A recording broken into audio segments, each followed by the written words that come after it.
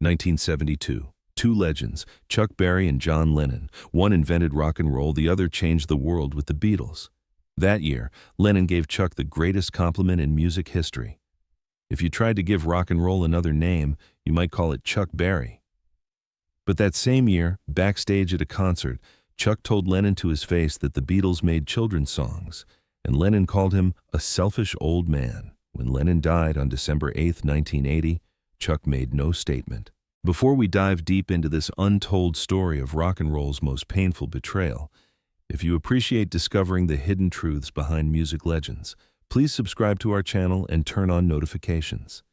These stories deserve to be remembered. The year 1972 started with hope in the rock world. John Lennon, freshly separated from the Beatles and building his solo career in New York, was giving interviews about his musical roots. During a conversation with a Rolling Stone journalist, Lennon spoke words that would echo through rock history forever.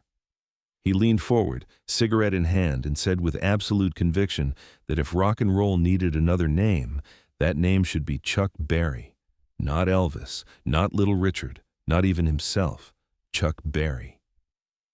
The journalist wrote it down, published it, and within weeks those words were everywhere, in music magazines, radio shows, and newspapers across America and Europe. For most musicians, such praise from John Lennon would be the pinnacle of validation, the ultimate recognition from one giant to another.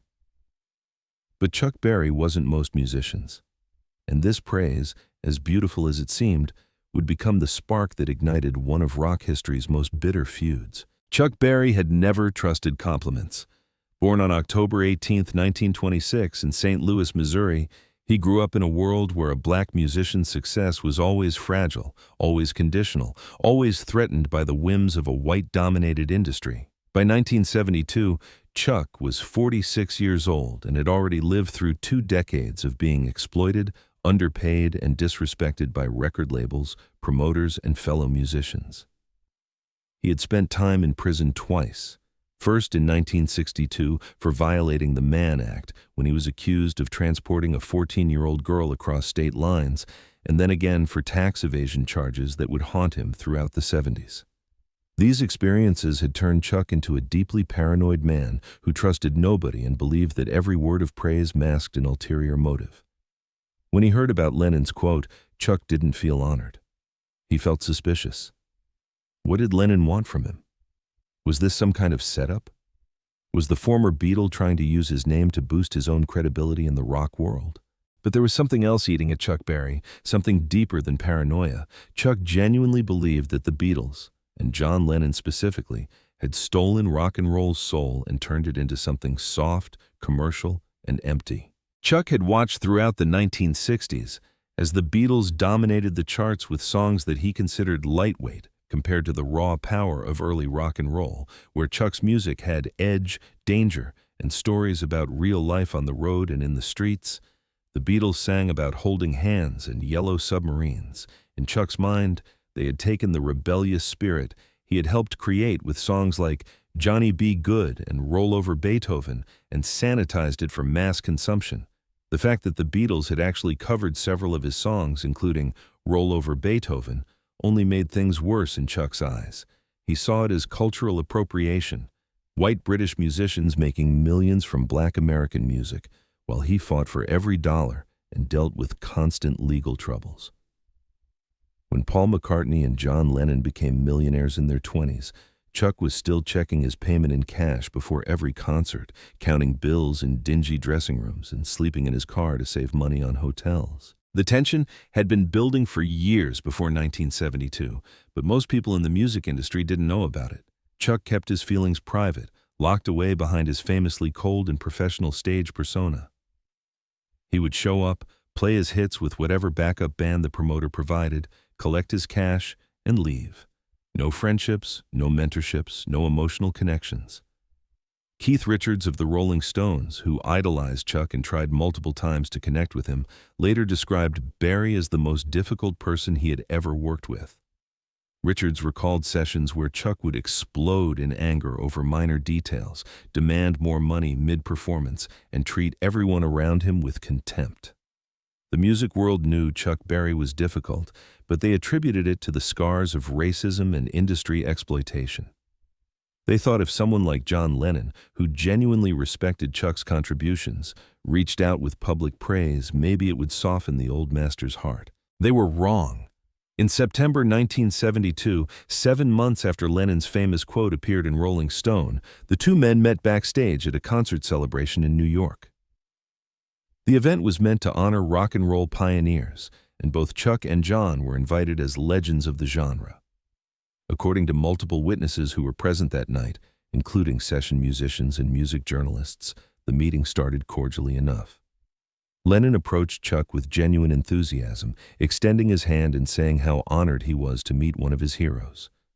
Chuck shook his hand but said nothing, his face completely expressionless. The uncomfortable silence stretched for several seconds before Lennon, trying to break the ice, mentioned his recent comments about Chuck being the true name of rock and roll. He smiled, waiting for gratitude or at least acknowledgement.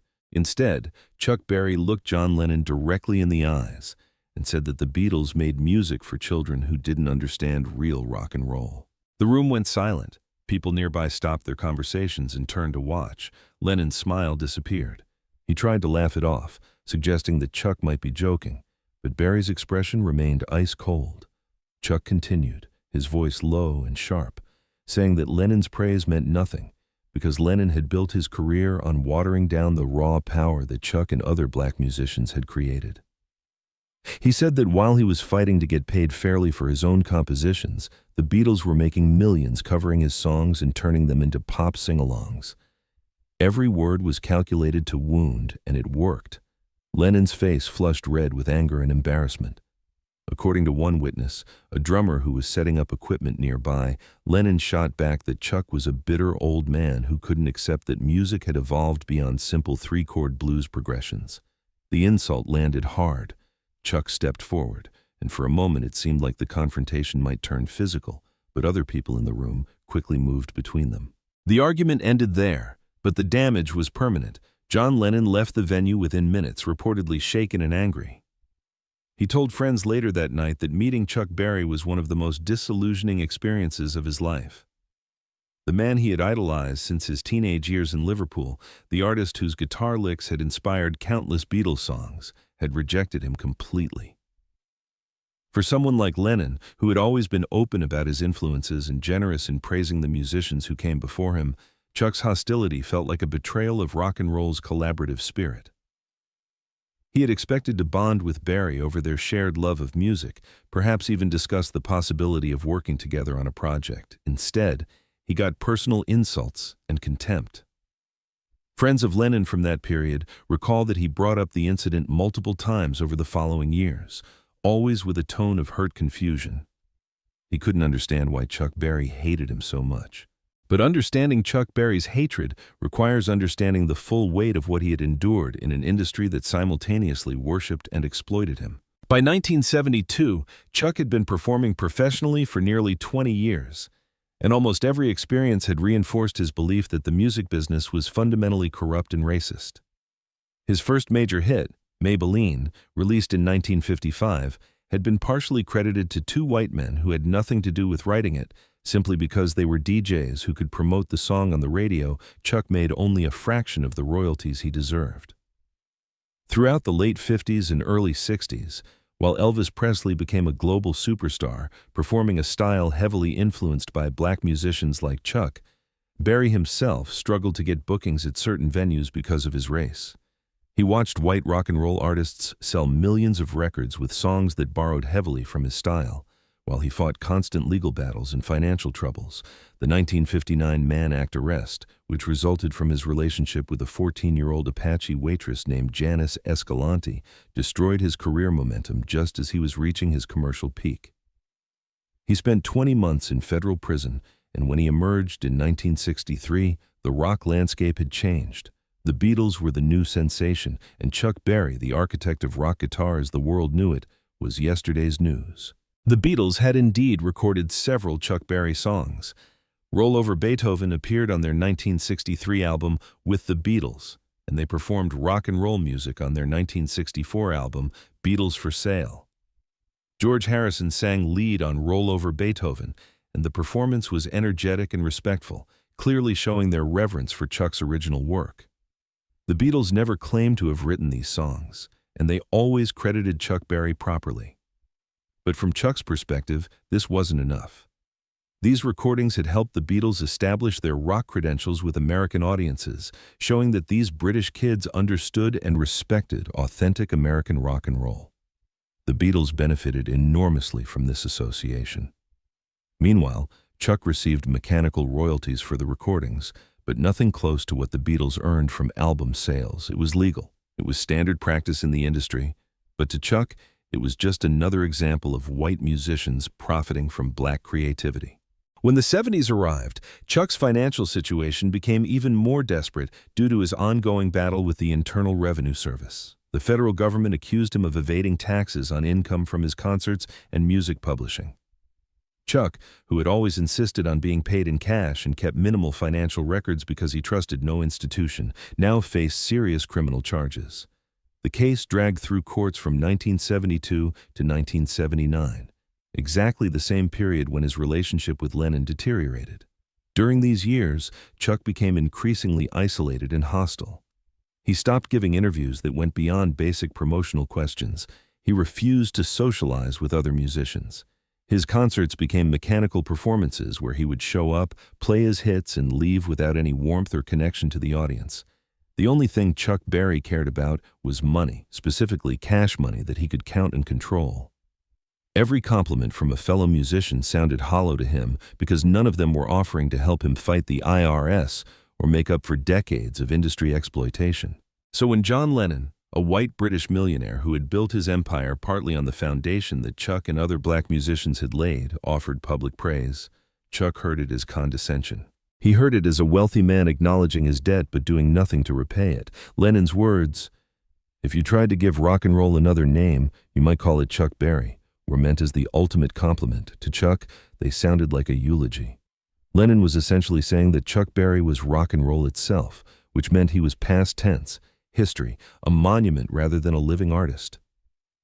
And perhaps most painfully, the comment reinforced Chuck's invisibility in the contemporary music scene. By 1972, John Lennon and the other Beatles were cultural icons whose every move made headlines. Chuck Berry was a legend that young people read about in music history books but rarely saw on current charts. Lennon's praise reminded Chuck of everything he had lost and everything the industry had taken from him. The 1972 confrontation wasn't their last interaction, but it poisoned any possibility of reconciliation. In 1973, both men were involved in recording sessions for different projects in Los Angeles, and they crossed paths briefly at a recording studio. According to engineer accounts from those sessions, Chuck arrived to do some guitar overdubs for a session musician who needed authentic rock and roll sound. He walked into the studio building, and John Lennon was in the lobby talking with Ringo Starr about an upcoming project. When Chuck saw them, he turned around and walked back out without saying a word. The session had to be rescheduled.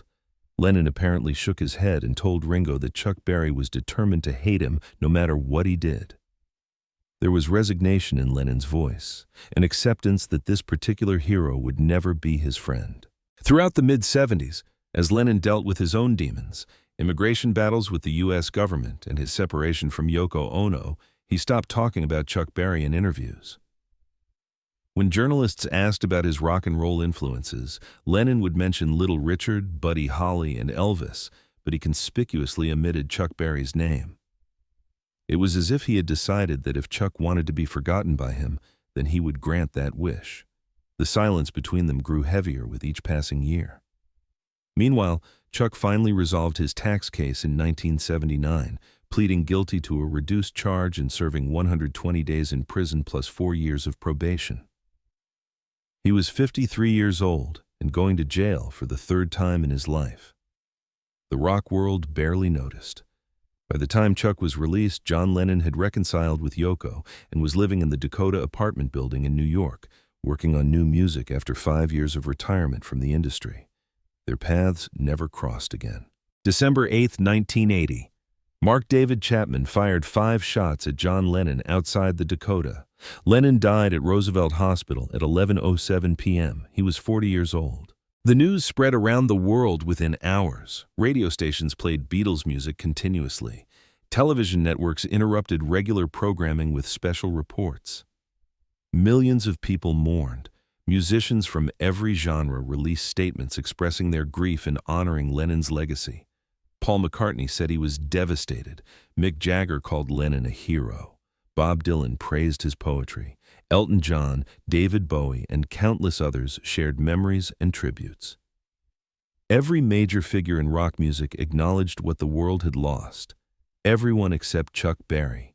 In the days following Lennon's death, as journalists contacted musicians for reactions and quotes, Chuck Berry's representatives said he had no comment.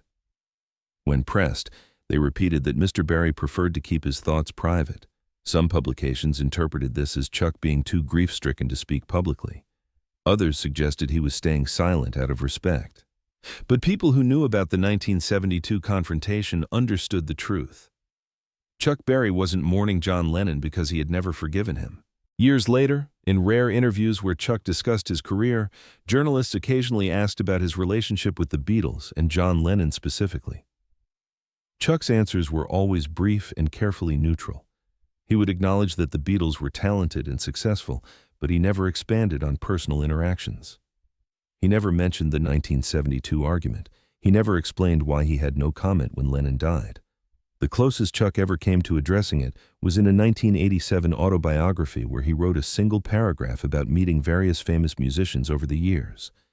He mentioned that some of these meetings were pleasant and others were not, but that he preferred to judge people by their actions rather than their words. Given the timing and context, many readers interpreted this as a veiled reference to Lennon, but Chuck never confirmed it.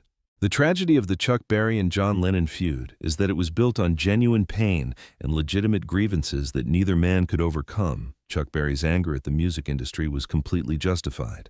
He had been exploited, underpaid, and imprisoned while white musicians built fortunes on the style he pioneered. His paranoia and hostility were survival mechanisms developed through decades of betrayal. John Lennon's admiration for Chuck was equally genuine. He truly believed Chuck Berry was one of the greatest artists in rock history, and his famous quote was meant as sincere recognition, not condescension. But these two truths couldn't coexist peacefully because the context of racism, exploitation, and industry corruption made any interaction between them fraught with the weight of everything wrong in the music business. And perhaps what makes this story most painful is that they had more in common than either man realized. Both Chuck and John were working-class artists who achieved unprecedented success but could never truly be free. Both saw the industry try to tear them apart and resist it in different ways. Chuck responded with paranoia and isolation, John with activism and outspokenness. Both felt their music was stolen, Chuck by white artists, John by a music industry he felt had caricatured and commodified him. Both spent time in prison, Chuck literally behind bars, John in the prison of his own mind during immigration battles and government surveillance, and most importantly, both had complicated relationships with the music they loved because that music brought them success but also brought them pain. In that backstage room in 1972, if Chuck and John could have seen each other as fellow travelers rather than enemies, maybe they could have formed a real connection. Maybe Chuck could have seen Lennon's praise not as a betrayal, but as a bridge.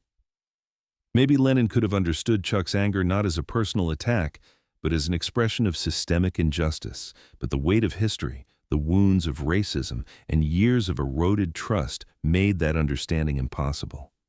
The two men stood in the same room, but lived in different worlds, and the chasm between them was too wide to bridge.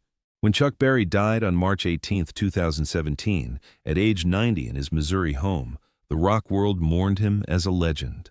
Keith Richards, Mick Jagger, Bruce Springsteen, and countless other artists paid tribute. But one of the most poignant moments came from a brief statement by Yoko Ono.